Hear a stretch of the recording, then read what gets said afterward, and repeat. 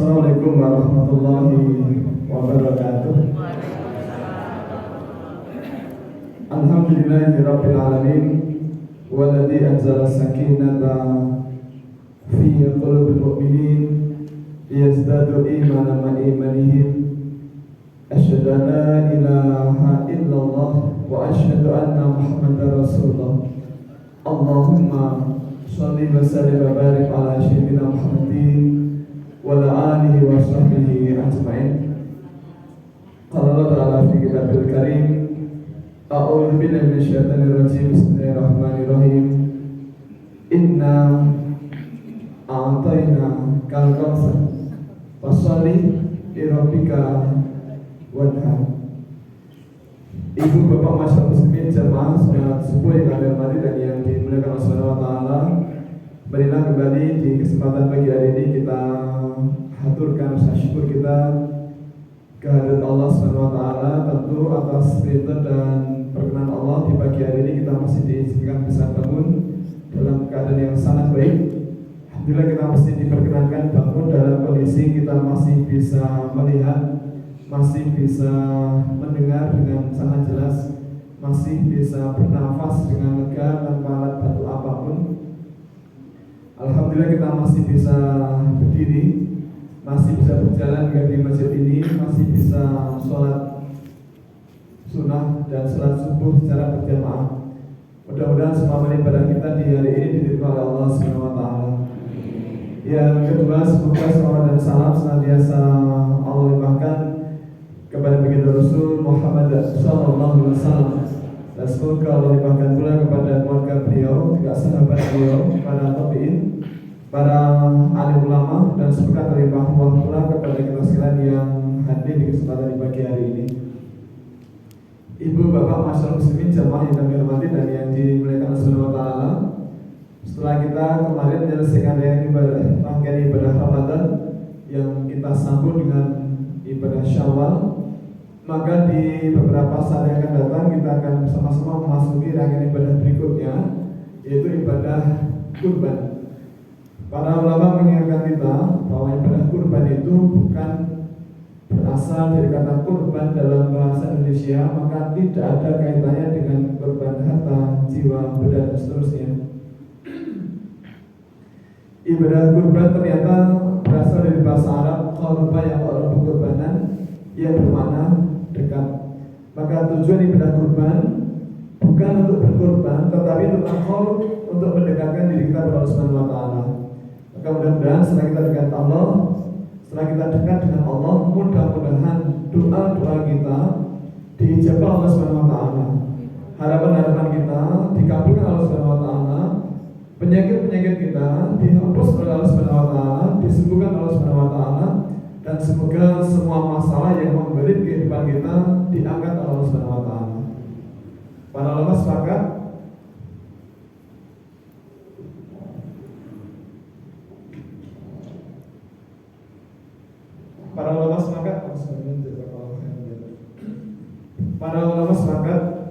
ibadah kurban hukumnya adalah wajib bagi yang mampu atau sunnah muakkadah.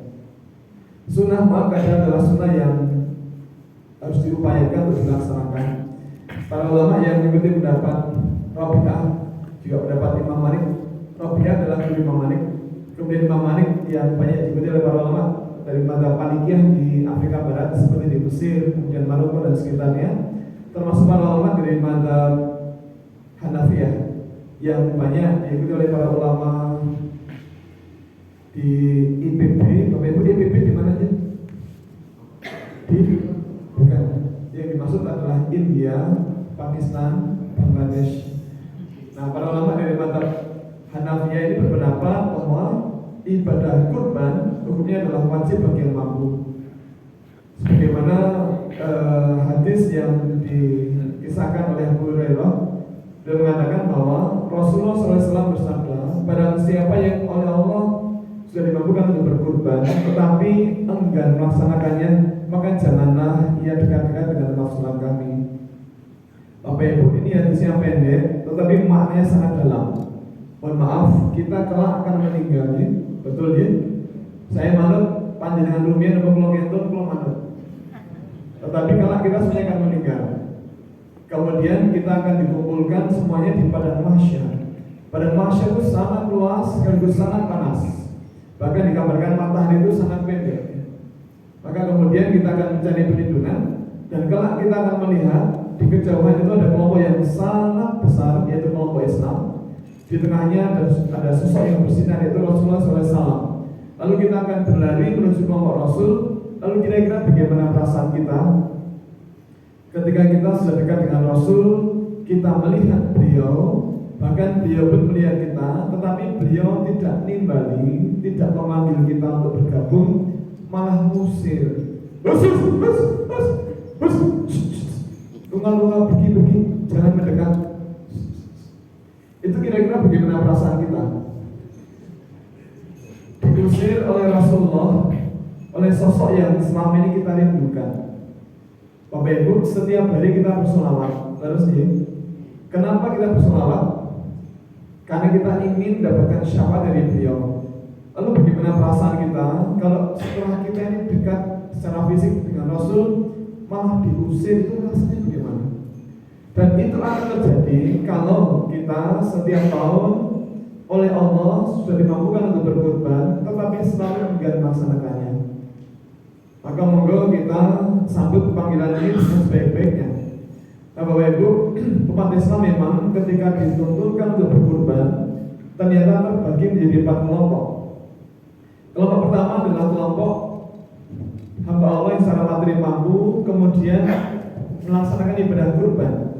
Kelompok ini adalah kelompok yang paling diutamakan, kelompok yang dimuliakan Allah, kelompok hamba Allah yang menyadari betul bahwa nikmat yang Allah limpahkan sangat banyak, maka kemudian berkorban. Kelompok ini memahami Quran surat Al-Kautsar, a'udzubillahi minasyaitonir rajim, bismillahirrahmanirrahim. Inna a'tayna kal kautsar.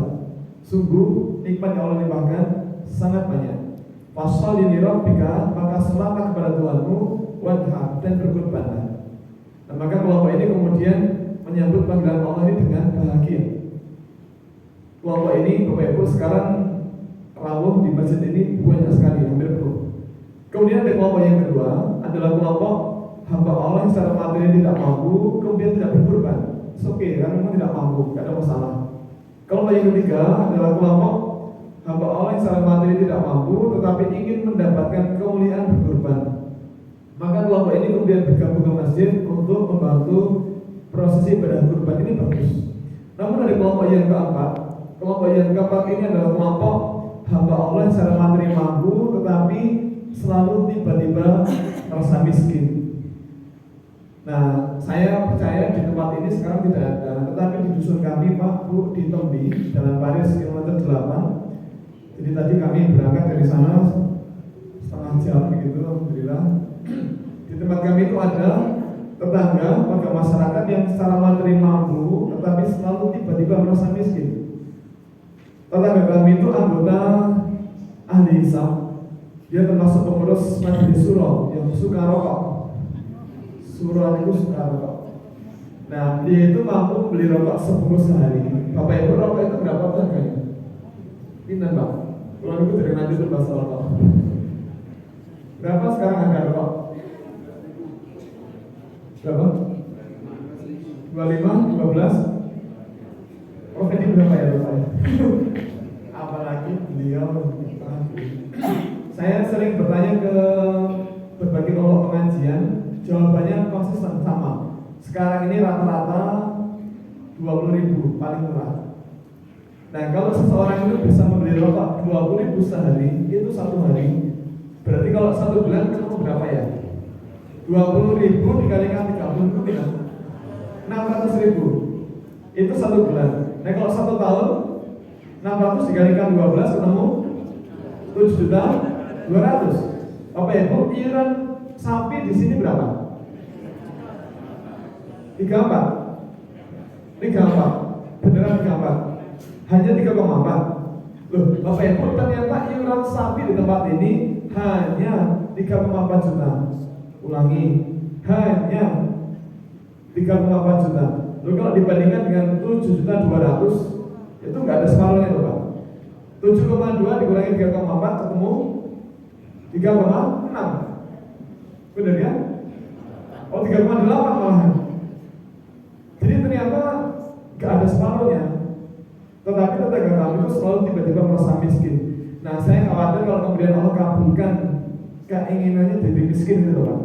Maka kalau memang kita ini tanggung niku kaya raya ya tidak, miskin banget ya tidak. Maka jika kita tidak bisa berkurban setiap tahun, tidak apa-apa. Tapi mari kita menabung agar mudah-mudahan kita bisa berkurban setiap 2 tahun. Nah, kalau setiap 2 tahun tidak bisa, ya tidak apa-apa. Tapi mari nabungnya dilanjutkan agar mudah-mudahan kita bisa berkurban setiap 3 tahun. Nah, kalau setiap 3 tahun tidak bisa, ya tidak apa-apa. Tapi mari nabungnya dilanjutkan agar kita bisa berkurban setiap 4 tahun. Nah, kalau setiap 4 tahun tidak bisa, bukan apa-apa. Tapi mari nabungnya dilanjutkan agar mudah-mudahan kita bisa berkurban setiap 5 tahun. Masa gak pernah ada niat untuk berkorban? Apa tidak malu? Padahal rezekinya berlimpah ruah. Allah tidak pernah terlambat memberikan rezeki. Maka mari kita berhitung kita termasuk kelompok yang mana. Kemudian Bapak Ibu, ternyata setan itu serius menggoda kita. Jangan kenal setan bukan? Kenal ya? Setan itu serius menggoda kita. Kalau mereka gagal mencegah kita untuk berkorban, malah mereka akan mendorong kita berkorban, tetapi mendorong sampai terjerembab. Contohnya begini, Bapak Ibu, di tempat kami, dulu kami tinggal di Kepuh di sini, Kuitren, untuk Kusuman.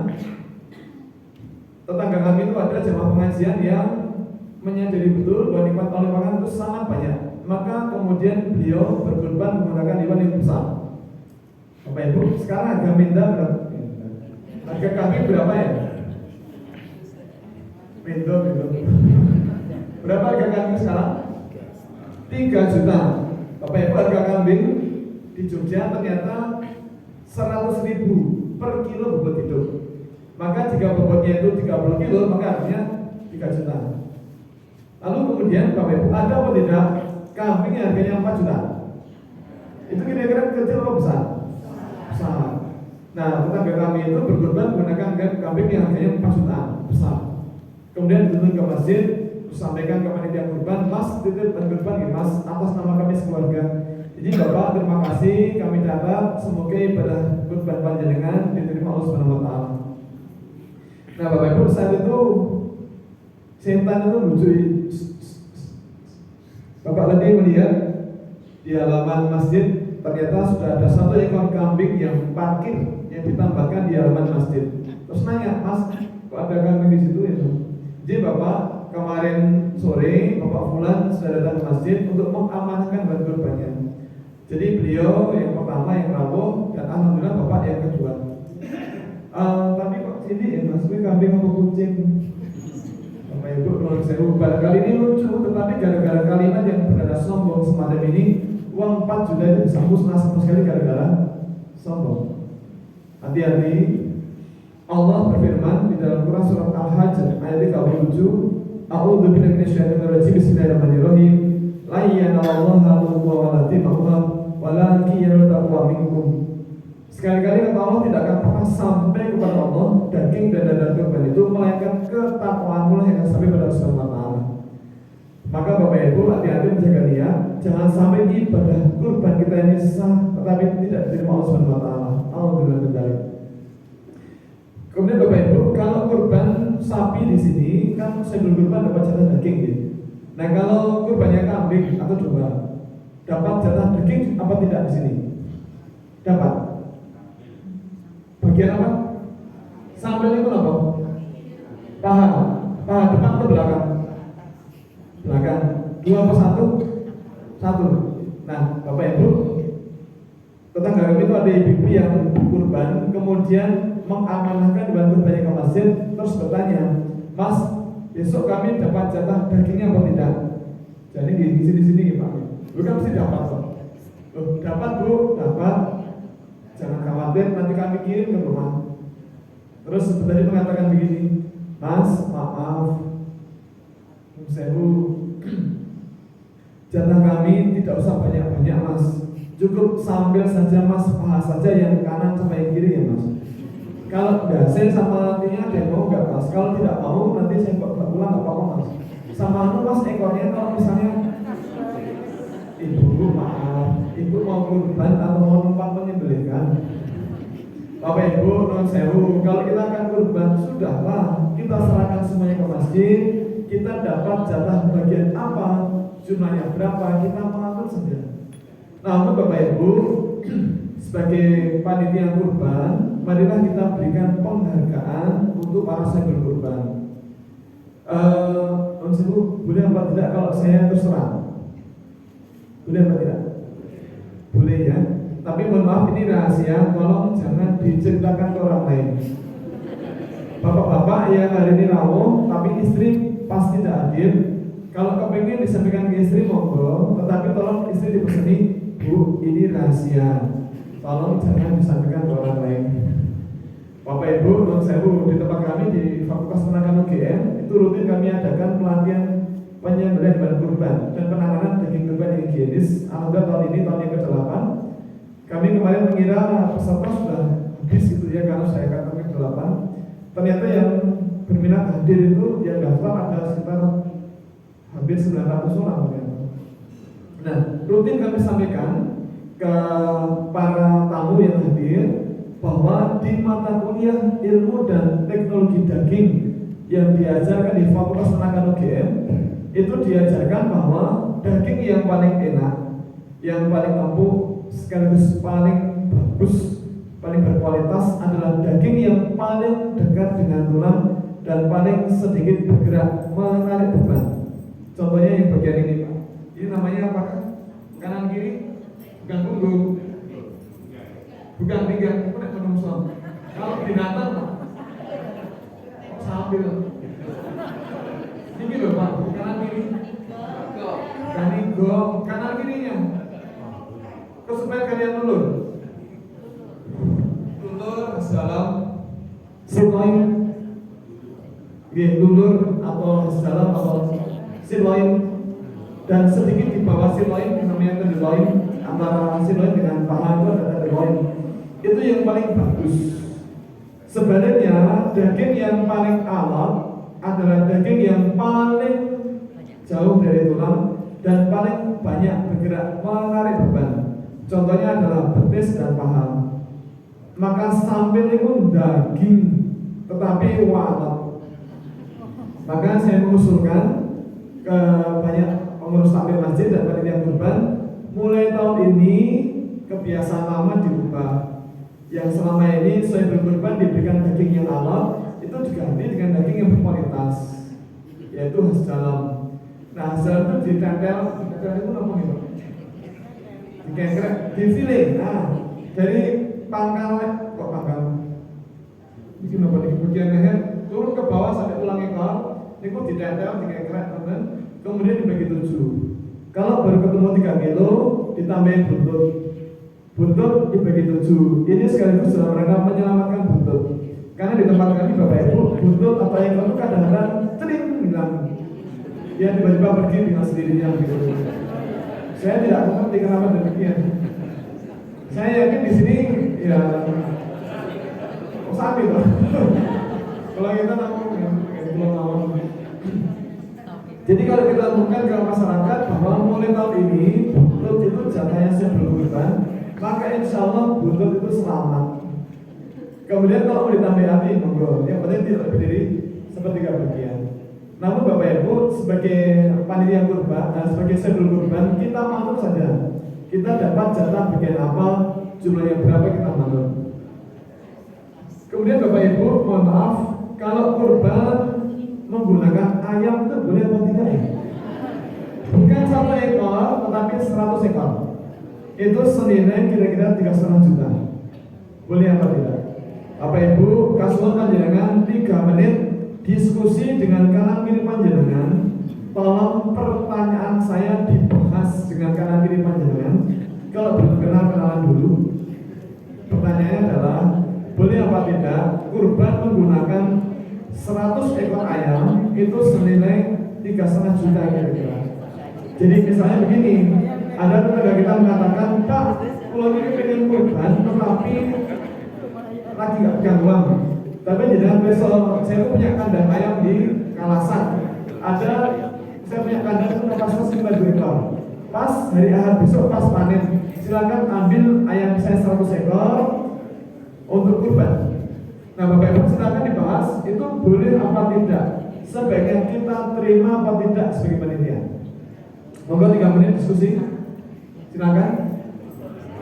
Seru ini mau izin saya minum. Belum 3 menit Pak. Gak boleh nawak.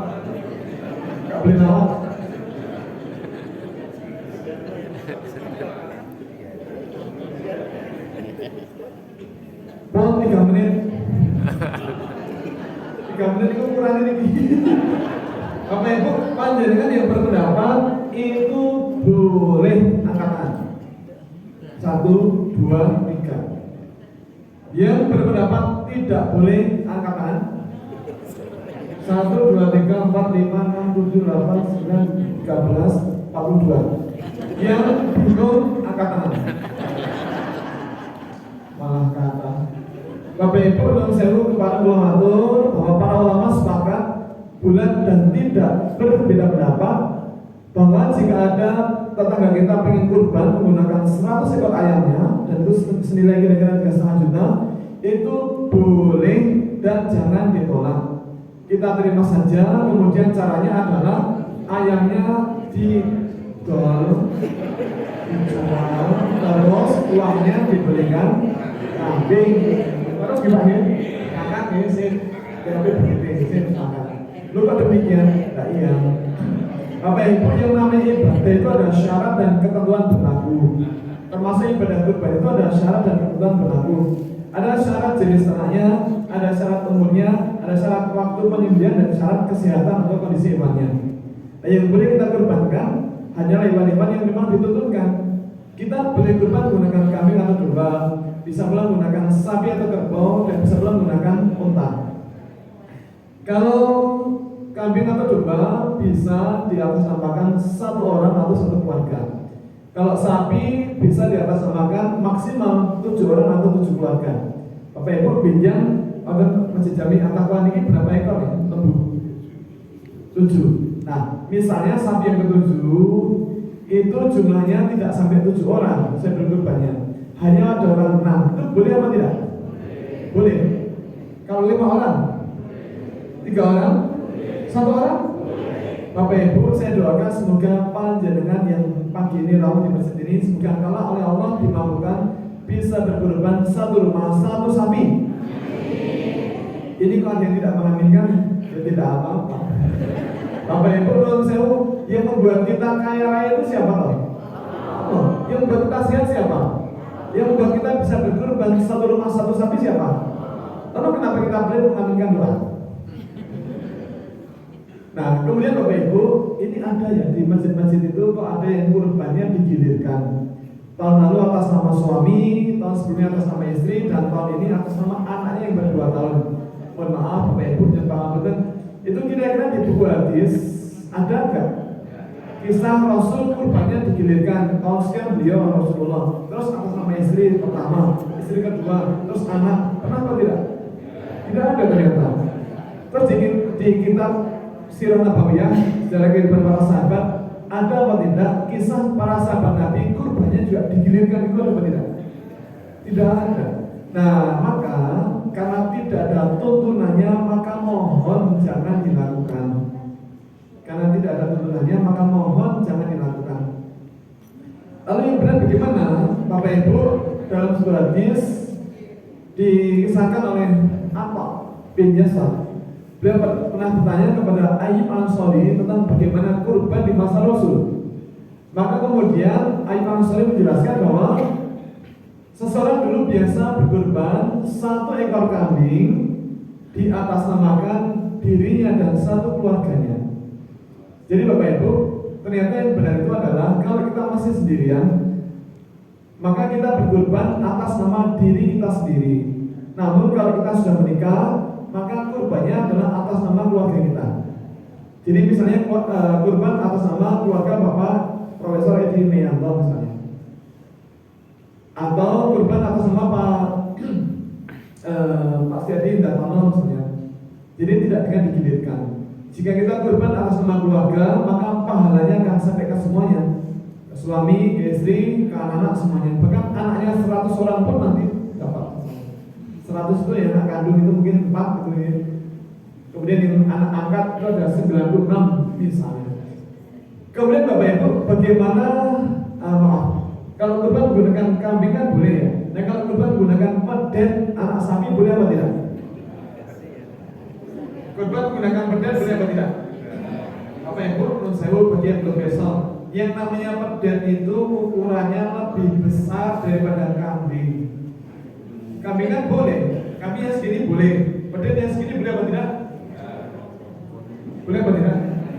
Kenapa tidak boleh? Karena belum dewasa.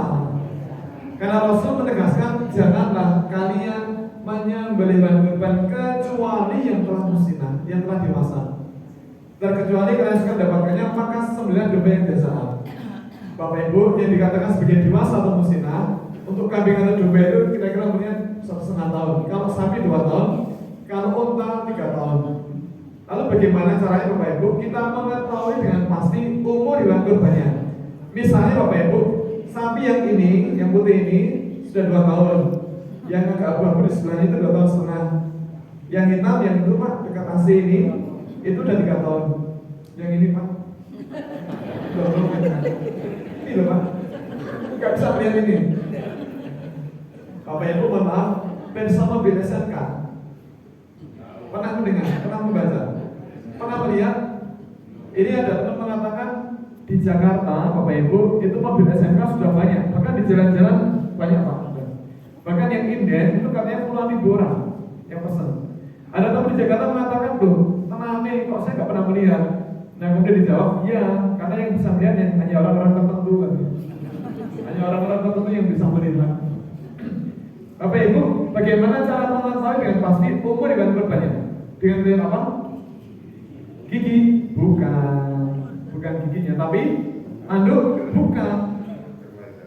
Oke Bapak Ibu, cara yang paling pasti untuk mengetahui umur hewannya adalah dengan melihat akta kelahirannya. Jadi anak-anak yang baru ngomong itu. Bapak Ibu, sekarang sudah banyak kelompok ternak yang punya recording, punya catatan. Sapi yang ini lahirnya kapan, simbolnya seperti bapaknya seperti wonten niku Pak. Tapi kalau tidak ada catatannya, yang bisa kita lakukan untuk memperkirakan umurnya adalah dengan lihat giginya. Bapak Ibu, niku wonten istilah musnah.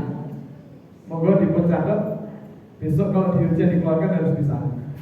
Musnah ini ternyata berasal dari kata sinun. Sinun itu gigi. Maka yang namanya musnah dewasa itu ditandai dengan kondisi giginya sudah moel atau belum. Bapak Ibu, kalau yang besok tolong panjenengan jujur. Yang tidak paham istilah moel angkat tangan. Satu orang? Hanya satu orang? Seriusan? Oke, Bapak Ibu yang paham istilah moel berapa orang? Angkat tangan? Gak ada yang angkat tangan. Moel itu apa?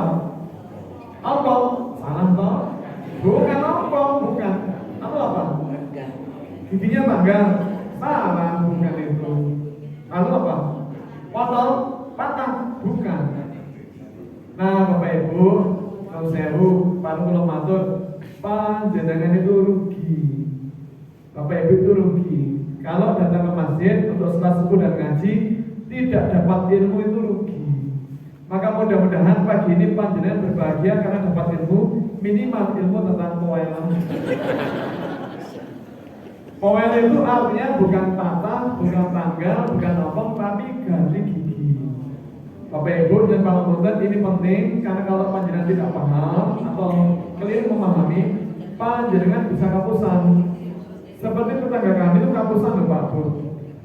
Ini ada ibu-ibu yang menuntut hewan kurban ke masjid, kemudian pas saya lihat, saya nanya loh, kok kemudian mau minta dari pun 3 kurban mas, loh ini belum 1 kurban, masih anak-anak kok butuh kurban.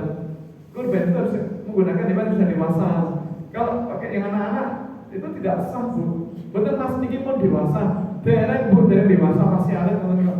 Betul mas, enggak masih sudah dewasa. belum bu, ini belum dewasa, masih kecil begitu. Mas ini memang sudah dewasa, memang ini jenisnya kambing yang kecil. Alas, bu belum dewasa bu itu. Mas niki pun moel mas, kalau tidak percaya silakan dilihat giginya. Apa ibu, terus ibu pelan-pelan saya buka bibirnya, bibir kambingnya loh ya. Apa macam-macam bu sampai. Bukan bibir ibunya, bibir kambingnya. Dan ternyata bibirnya itu waktu saya buka, ternyata giginya itu tanggal, tapi tanggalnya 3. Ini nggak masuk akal. Bapak ibu yang namanya moel itu bukan ompong, tetapi giginya berganti. Bapak ibu, mari kita lihat di sini. Yang namanya sapi kambing kerbau domba itu memang atas itu kosong, tidak ada giginya, gigi seri tidak ada. Kalau gigi geraham ada lengkap, tapi kalau gigi seri yang di depan itu kosong. Yang ada adalah pada rahang bawah. Nah di rahang bawah itu ada 4 pasang. 4 pasang itu kan 8. Ada 4 pasang gigi seri. Ketika masih anak-anak giginya kecil. Kemudian setelah musina, setelah dewasa akan berganti sepasang giginya dari tengah dengan gigi seri permanen. Jadi gigi seri susu itu kecil, kemudian berganti dengan gigi seri permanen. Ukuran gigi permanen itu bisa 2 sampai 3 kali lipat lebih besar daripada gigi seri susu. Nah, yang semacam ini nampak ada 3 di kanan dan 3 di kiri yang masih kecil dan ada 1 pasang yang sudah besar. Yang seperti ini namanya gigi seri, ini namanya moel 1 karena telah berganti 1 pasang gigi yang besar. Paham ya Bapak Ibu ya? Alhamdulillah. Karena sudah paham, sekarang kita ujian. Soal pertama, ini berapa? Well, 1, karena ada 1 pasang gigi yang telah besar. Kan nampak ini di kanan ada 3, di yang masih kecil, di kiri ada 3. Jadi ada 3 pasang yang masih kecil dan ada 1 pasang yang sudah besar. Ini namanya moel 1. Moel panjangnya lurus. Sekarang soal kedua. Ini moel pindah? Moel 2. Karena ada 2 pasang yang sudah berganti.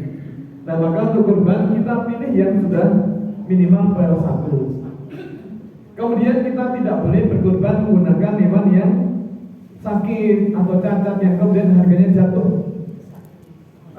Rasul menegaskan ada 4 macam hewan yang tidak sah untuk dikurbankan. 1 yang jelas-jelas buta matanya, 2 yang jelas-jelas sakitnya, 3 yang jelas-jelas pincang, yang keempat yang terlalu kurus dan tidak berdaging. Nah, makna di sini adalah janganlah kita berkurban menggunakan hewan yang harganya jatuh gara-gara sakit. Jadi misalnya begini Pak, kita ke pasar hewan, kemudian kita nyari hewan kurban, terus tertarik ada kambing yang bagus. Kita amati bulunya bagus, bulunya putih bersih, badannya tegap. Terus penjualnya datang, monggo lho Pak, Bu, ning kesaken pindho. Iya Pak, ini pinten Pak? Ini 3,2. Oh kok Pak? Boleh ditawarkan? Boleh silakan. Kalau 25 boleh nggak? 2,5 juta. Wah jangan, ini saya udah pelihara 1,5 tahun. 2,6. Gini aja lah, kalau mau 3 juta silakan Pak pulang. Oke, deal sepakat. Nah pas mau bayar, dicarilah kelemahannya, dilihat, Bapak maaf ini kok tanduk yang ini kok patah kenapa Pak? Oh kemarin itu 2 hari yang lalu dia berkelahi sama temennya, terus tanduknya patah. Oh berarti cacat ya Pak ini? Iya cacat. Ya kalau cacat ya jangan 3 juta, ya sudah turun 27,5. Tarik lagi kelemahannya, Pak niki mata yang kanan kenapa kok gak bereaksi? Ini kenapa Pak? Oh dulu pada waktu kecil dia jalan-jalan sama temennya, terus mata yang kanan tercocok pang kena ranting. Oh berarti buta yang kanan itu Pak? Iya sih. Ya, kalau buta ya jangan 27,5. Ya sudah turun dari 2,5 juta. Kemudian dituntut, kok pincang Pak? Ya memang pincang dari dulu. Oh berarti cacat ya Pak? Iya sih. Ya kalau cacat ya jangan 2,5, ya sudah 2,2 juta. Cari lagi apa lagi? Bapak Ibu mohon jangan begitu. Mari kita pilih hewan kurban yang kondisinya sempurna agar nikmat yang Allah anugerahkan untuk kita dan keluarga kita sempurna. Mari kita pilih hewan kurban yang kesehatannya sempurna agar nikmat sehat yang Allah anugerahkan untuk kita dan keluarga kita sempurna. Jangan pelit, karena Allah juga bisa pelit sama kita. Kemudian Bapak Ibu, langsung lembu di sini sudah dapat semuanya Pak. 7 ekor sudah dapat. Yang nyari siapa? Panitianya mana? Sudah dapat sapi? Sudah.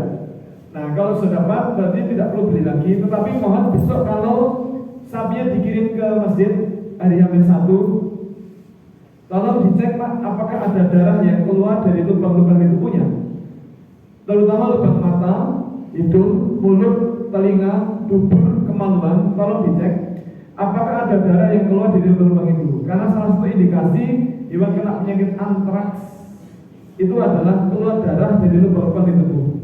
Penyakit antraks, Bapak Ibu, adalah penyakit zoonosis, penyakit yang menular dari hewan ke manusia.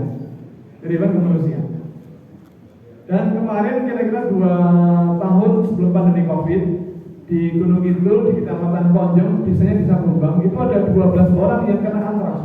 Bareng-bareng itu satu angkatan. Kemudian saya lacak beritanya, ternyata bermula dari kebiasaan buruk warga setempat. Kalau ada warga yang punya ternak mati mendadak, maka dagingnya dibagi-bagi ke tetangga, padahal daging bangkai.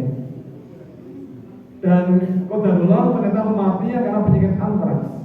Bapak Ibu, mohon maaf, standar penanganan hewan yang mati karena penyakit antraks di kami di peternakan adalah itu bangkainya harus dikremasi. Besok dikremasi ya, pakai sampo, dibakar, kemudian dikubur dalam minimal 10 meter, terus ditabrak atau ditimbun dengan gamping atau kapur, dan dalam radius 10 meter orang tidak boleh lewat selama 10 tahun karena semuanya awet.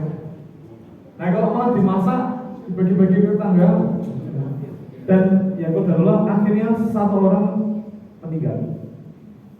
Maka ibu-ibu, terutama maaf, ini ibu-ibu yang masih di usia produktif, yang masih bisa nambah momongan, kemudian diajak suami untuk mencari hewan kurban, kemudian kira-kira 3 atau 4 bulan setelahnya kok panjenengan ibu-ibu di pagi hari merasa badan itu kok tidak nyaman, nafsu makan hilang, agak mual dan kepengen muntah setiap pagi, mohon dicek barangkali panjenengan hamil. Jadi saya sudah tahu, lo kan masih produktif, ada suaminya kan bisa hamil, terus ada keluar kok. Nah, apa gue sama ini?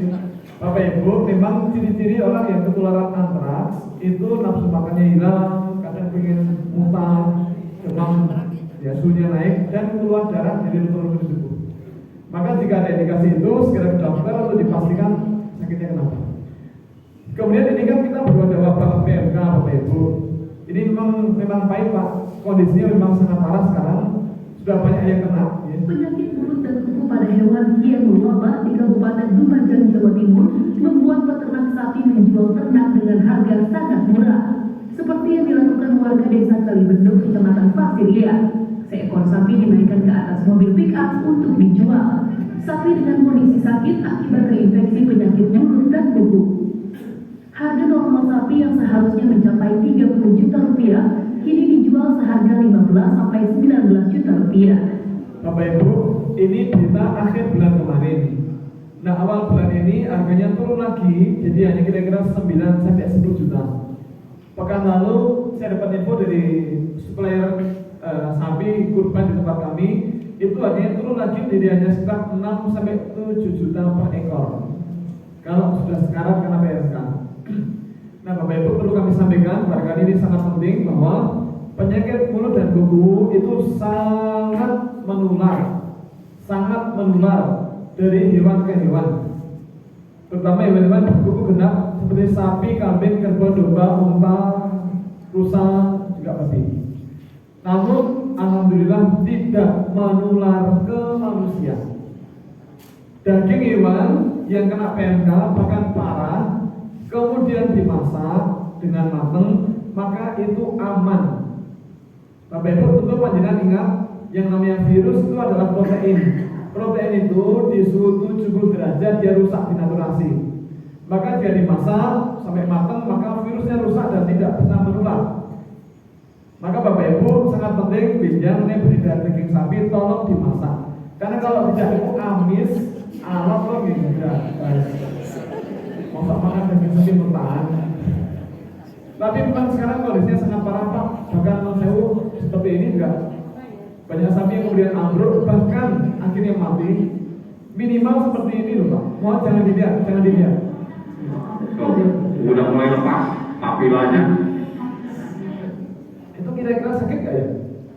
Mestinya perih sekali Pak. Tapi kami dapat info dari pedagang sapi tempat kami itu, kalau lidahnya kena seperti itu diberi mentega atau margarin untuk menyelamur itu mungkin supaya tidak perih. Nah begitu dimentega nanti makan jadi lahap lagi. Cuma memang kami dapat banyak curhatan dari para peternak.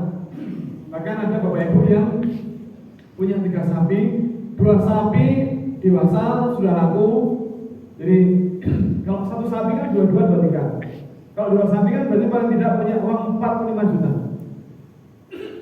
Nah kemudian kepayon sapinya laku, senang Pak, dan punya harapan uang dapat 45 juta, bisa membelikan motor ke anak. Tapi kemudian tiba-tiba sapi ini ambruk, kemudian dicek ternyata di kuku kakinya itu ada luka, di bibir, di lidah, di gusi, jelas ada luka ketularan PMK. Sapinya ambruk, sudah kedip, maka kemudian si pemilik terus gimana Pak?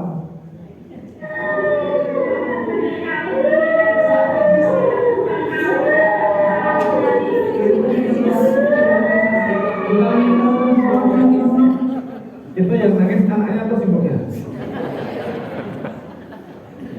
Tapi Bapak sudah kepayon, tiba-tiba sapi ini ambruk. Nah kalau mati kan berarti tiba-tiba punya utang 40 juta nih. Jadi ya kalau kemudian nangis ya.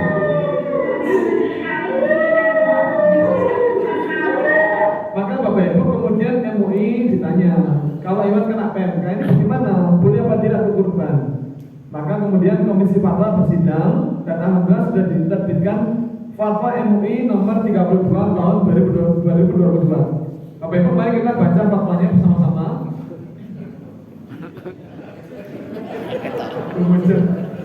Ini kelihatan apa tidak? Kelihatan, cuma tidak bisa dibaca. Kesilihan ini. Baik, mohon izin menuliskan ulang. Ada 4 poin penting fatwa MUI. Yang pertama, kalau kondisi atau gejala sakitnya masih ringan, dia jelas ketularan tetapi masih bisa berdiri dengan tegak, masih gagah berjalan, masih mau makan, maka di kondisi atau gejala ringan semacam ini, hewan kurban masih boleh alias sah untuk kurban. Yang pertama.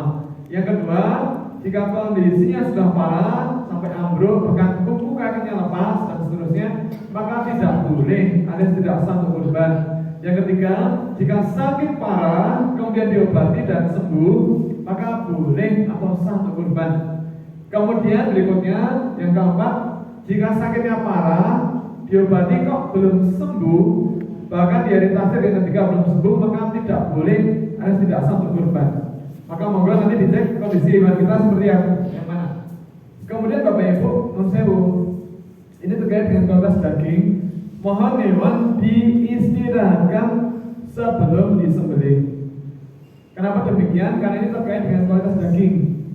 Bapak Ibu, non sewu, panjenengan pernah kelelahan? Pernah? Non sewu, ini misal nanti event yang paling dekat setelah hari kurban apa ya?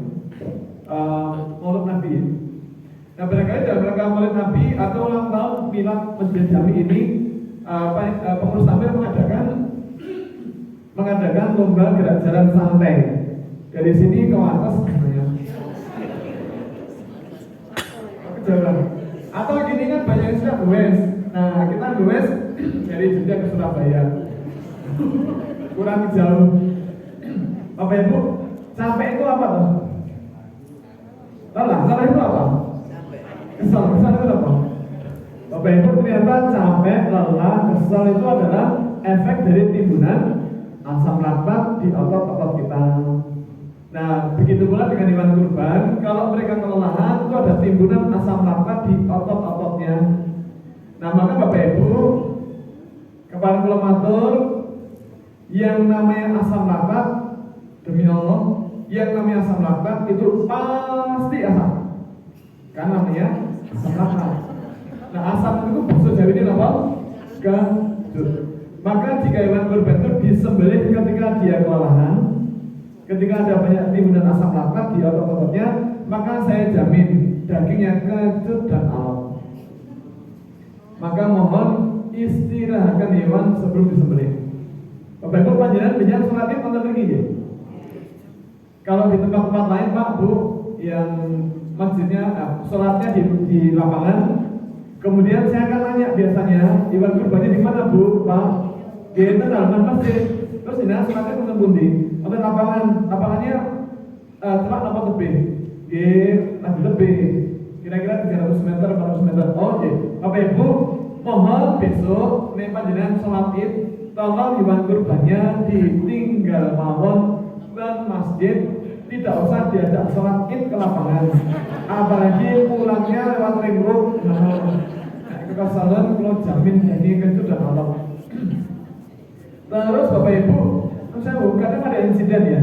Saya tidak ingin ada insiden di tempat ini. Bapak Ibu, kenapa kok hewan itu kok bisa stres itu kenapa? Kok berontak, beringas itu sebabnya apa?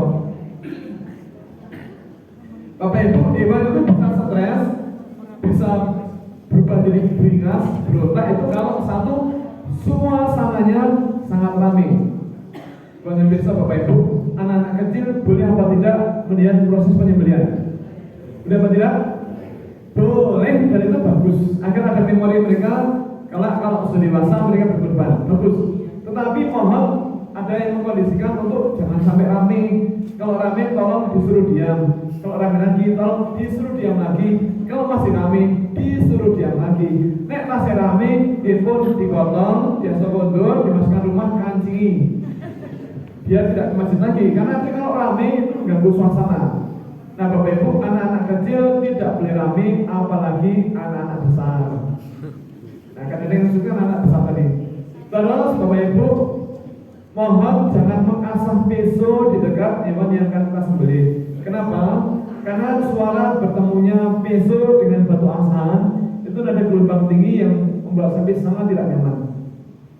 Yang ketiga, sapi sangat tidak nyaman kalau dia melihat temannya disembelih, apalagi dikuliti, apalagi di belah tubuhnya. Karena terus dia pikir, bagi aku itu ya. Dan kalau sapi mengetahui bahwa hidupnya akan berakhir, maka pasti akan berontak. Yang keempat, ini gambar apa Pak Bu? Nah, sapi itu sangat tidak nyaman dengan bau amis darah. Maka besok mohon Bapak Ibu, ketika panjenengan menyembelih hewan kurban, lubangnya ada berapa? Di sini. Ada satu. Nah, satu sapi disembelih, kemudian digeser untuk dikuliti. Mohon dengan sangat ada petugas yang membersihkan genangan darah. Kalau perlu disemprot dengan karbol agar baunya hilang.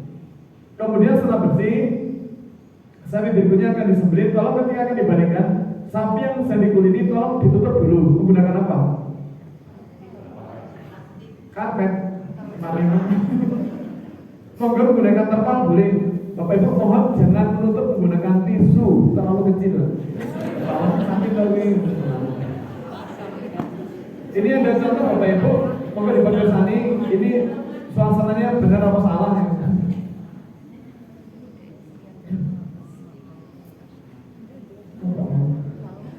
Ya, oke, ini malah ini. Bapak Ibu, menurut saya ibu-ibu tolong besok dipunduki sarung tangan plastik ya Pak. Ibu-ibu tolong dipunduki sarung tangan plastik. Besok kalau ibu-ibu ngiris-iris daging, mohon astanipun dipunambari sarung tangan plastik agar tangan tidak langsung bersentuhan dengan daging.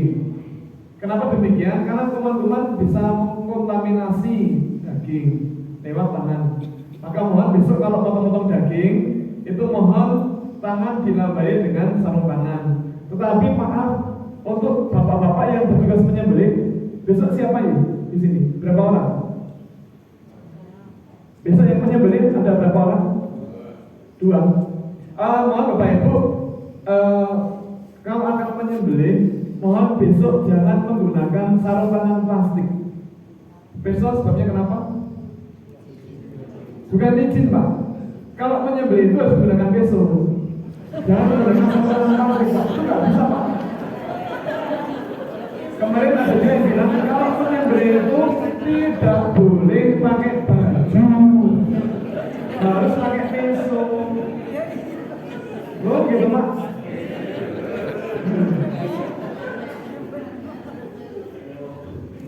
Terus Bapak Ibu jangan lupa besok kalau ada tetangga-tetangga yang bergabung ke masjid untuk membantu motong-motong daging, yang memisahkan daging dari tulang. Tolong diingatkan bagi tetangga-tetangga yang bertugas memisahkan daging dari tulang, tolong jangan terlalu bersemangat ketika memisahkan daging dari tulang sampai tidak ada lagi tersisa daging pada tulang. Mohon maaf, kita bukan mau menjual daging itu, tapi mau kita bagikan ke masyarakat. Maka sisakan daging agak banyak pada tulang. Ini sekaligus mengangkat derajat tulang. Karena kalau tulang tidak ada lagi dagingnya, maka bagaimana nasib tulang itu? Nah, kalau di tulang itu masih banyak daging, maka nanti ibu-ibu mesti suka ya. Bisa dimasak, tengkleng, gulai dan seterusnya. Kemudian terakhir, ibu-ibu besok kalau mendapatkan jatah daging, tolong jangan menyimpan daging di dalam freezer mutuan. Jangan. Kenapa? Tidak cukup. Bukan itu alasannya. Kalau kita nyimpan daging utuh dalam freezer, besok mau masak bagaimana caranya motong sebagian? Kan harus dikeluarkan semuanya, terus gaji. Nah kalau di towing itu diempukan, es batunya dicairkan lagi, maka yang mencair tidak hanya es batunya, tapi juga jus daging atau nutrien daging itu keluar. Maka kalau daging keluar masuk freezer, maka insya Allah dagingnya jadi sempan. Sempan itu hambar, sempor atau jumbo.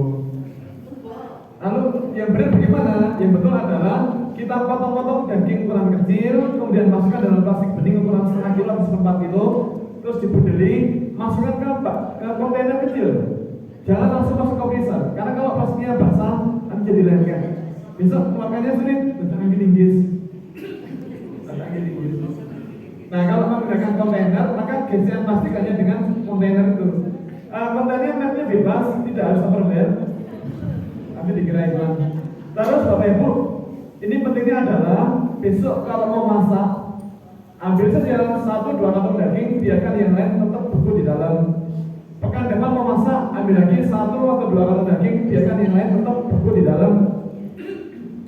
Bulan depan mau masak, ambil lagi beberapa kantong daging, biarkan yang lain tetap beku di dalam. Tahun depan kalau masih, karena Bapak Ibu yang namanya daging beku itu awet bahkan lebih dari 1 tahun, yang penting listrik bukan mati. Terus mau keluarkan udara dalam plastik daging Pak, karena oksigen dalam plastik daging itu bisa dipakai untuk pernapasan mikroba pembusuk. Maka mohon keluarkan udara dari plastik daging sebelum disimpan. Caranya Bapak Ibu bisa unduh alat pompa vakum daging. Kemarin saya cek di internet, di toko online itu harganya yang paling murah itu 7 juta rupiah. Larang. Nah kalau itu dirasa mahal, panjenengan saged sundut alat untuk memvakum daging, udara dalam plastik daging yang murah. Saya kemarin lihat di pasar itu harganya murah Pak, kurang dari 25.000 saja. Bahannya apa? Dari plastik. Warnanya macam-macam, ada banyak varian, banyak pilihan. Ada yang merah, ada yang hijau, ada yang biru. Tingginya kira-kira sekian, buntut di atas. Kalau di kampung-kampung namanya ember. Jadi ember itu diisi air, kemudian masukkan daging dalam plastik, kemudian turunkan dalam permukaan air tadi, maka permukaan air akan mendorong udara naik ke atas. Nah setelah mimpas kemudian dibudeli. Nah kalau pompa vakum daging yang 7 juta tadi selain mahal Pak, juga hanya bisa dipakai untuk satu cara saja, satu fungsi itu saja. Tapi kalau alat vakum daging yang murah tadi itu Pak, itu multifungsi, bisa untuk 1 menghilangkan udara dalam plastik daging, 2 bisa untuk merendam cucian pakaian, bisa untuk nyiram tanaman, bisa untuk cuci motor dan seterusnya. Harganya murah, bayar selesai. ember. Terus Bapak Ibu jangan langsung menyimpan daging di dalam freezer, tapi mampir dulu ke dalam kulkas. Kenapa demikian? Kalau daging yang hangat langsung masuk ke freezer, dia akan mendadak beku, akan mengalami yang namanya cold shortening. Cold itu dingin, shortening dari kata shorten mengkerut jadi keras. Maka mohon mampir dulu dalam kulkas. Kulkas itu bahasa Jawa ini cool case. Cool itu sejuk, case itu peti. Nah, mampir dulu 12 sampai 24 jam, biarkan suhunya turun pelan-pelan. Terus kalau panjenengan mau masak daging, jadi rencana besok Ahad mau masak daging, monggo daging diturunkan dari freezer, kemudian pindah ke dalam kulkas. Maka besok pagi sudah kembali empuk. Namun kalau panjenengan dapat kabar, nanti jam 10 calon besan mau datang. Ini kalau beli di restoran kan belum buka.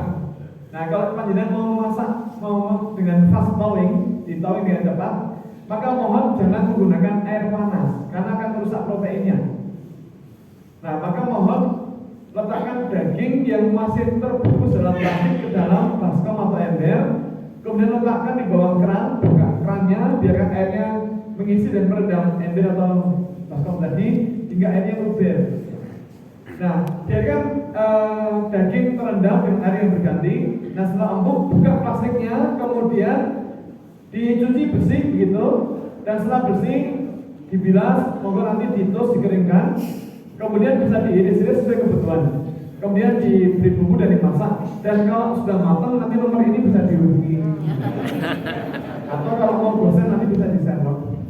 Demikian Bapak Ibu, semoga ada manfaatnya. Mohon maaf ini belajar 10 menit. Mudah-mudahan penjelasan ikhlas. Semoga yang akan sangat syuruk. Mudah-mudahan ibadah kita hari ini diterima oleh Allah Taala, dan semoga ibadah kurban kita tidak hanya sah tapi juga diterima oleh Allah Subhanahu Wa Taala. Mohon maaf atas semua khilaf. Assalamualaikum warahmatullahi wabarakatuh.